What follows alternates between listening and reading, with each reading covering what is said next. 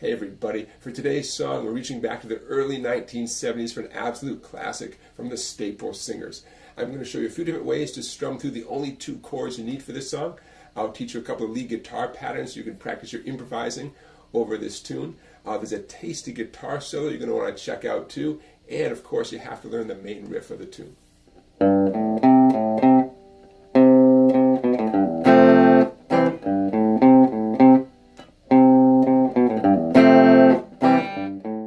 The main riff begins with your ring finger on the 6th string. The down-up picking is important. Check it out. Down, up, down, up, down, down, up, down, up, down, down. Okay, and then F, C. Now, you're going to need F a lot in this song. If you have any concerns about your ability to play an F chord, check out the description to this video. There's a link to a video I made called What the F? All sorts of tips and advice and options when it comes to playing an F chord. Okay? Now, let's get into the heart of the tune. The song alternates between a C and an F chord for the entire tune. Let's start with a simple strum, 2 downstrokes on each, with a little bit of syncopation. You're going to hear me tapping my foot so you can feel where the beat is. 1, 2, 3. I know a blues. Ain't nobody crying. Ain't nobody worried.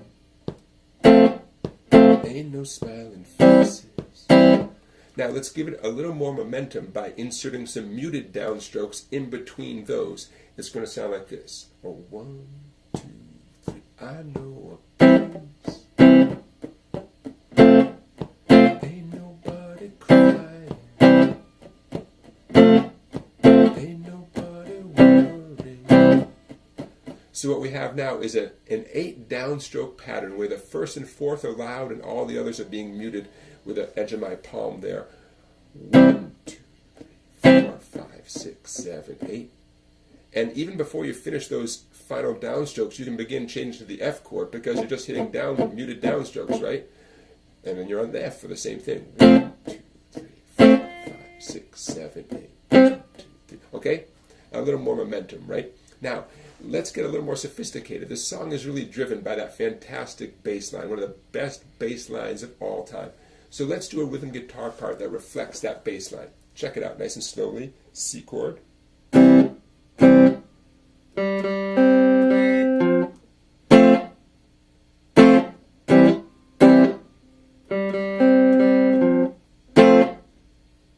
So if I break it down for you, it's 2 downstrokes on the C major. Now, keep your C major in place, down up on the 3rd string, down on the 2nd, up on the 3rd.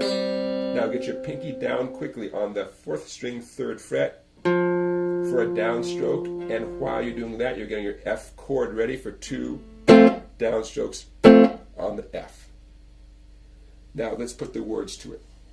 1, 2, I know a place. Ain't nobody crying. Ain't nobody worried. Ain't no smiling faces. Little fancier, right? But a lot cooler. Okay, so a couple of different ways to strum through the tune. Now, there's so much tasty guitar work going on this tune. Let's check out some of the forms, some of the positions that you can use to imitate some of the lead guitar licks that are happening in this tune. And stick around because we're going to check out that tasty guitar solo that comes in about halfway through. Here it comes. Usually when guitar teachers talk about improvising over a tune, they indicate a certain scale that you can use to play up and down the neck. And that's great, but that's not what I hear when I listen to all the tasty playing in this tune. What I hear are riffs that come out of chord positions. Now, you know the song is just C and F back and forth, right?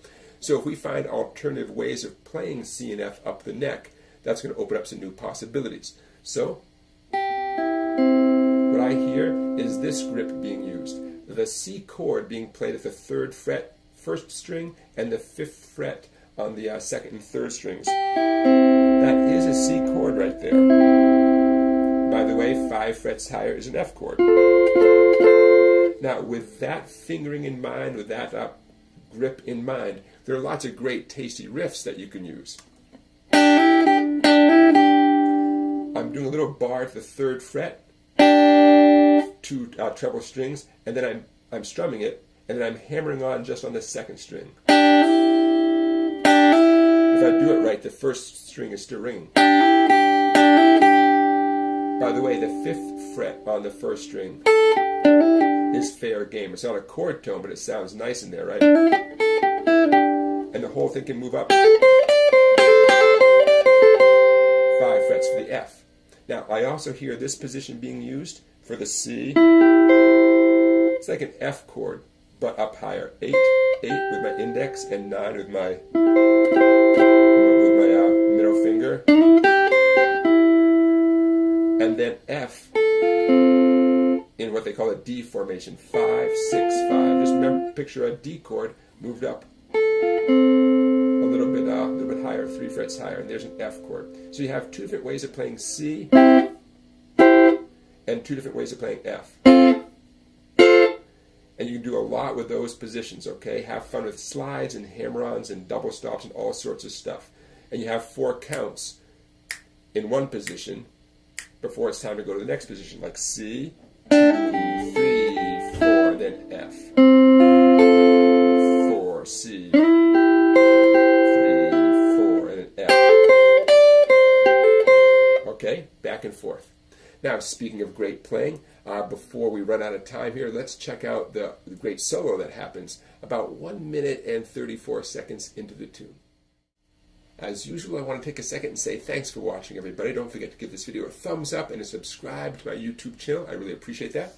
And please check out my website, Songbike, for videos you cannot find on YouTube. So I'm going to walk you through the guitar solo here. Remember, though, the best thing you can do for yourself is to listen to the original recording a lot of times, okay, over and over again. That's where you pick up all the timing and all the subtlety, all the phrasing, all that good stuff, okay? So I'll play through the guitar solo for you once, then we'll break it down. 3, 4, 1.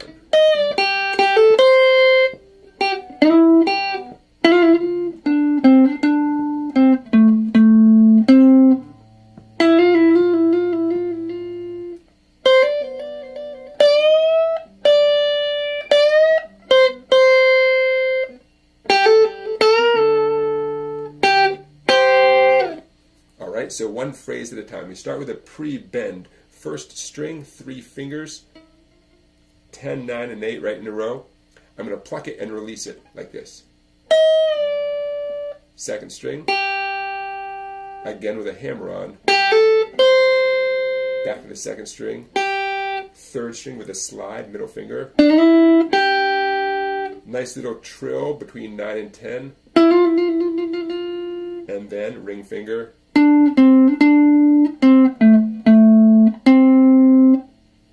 Kind of a wider trill like this. And the same concept on the 1st string. Here's that bend again. Back to regular 10th fret. Same bend again. 8th fret. Hammer on, pull off on the 2nd string. 10 on the 2nd string with a bend and release. 8 on the 2nd string, and a nice little double stop there to wrap it up. All right, a lot going on there. Super tasteful. Check out the original recording, pick up all the details. Okay, everybody, that will do it for today. Thank you so much for watching. I love this tune so much. I'm glad we could spend some time with the Staple Singers today.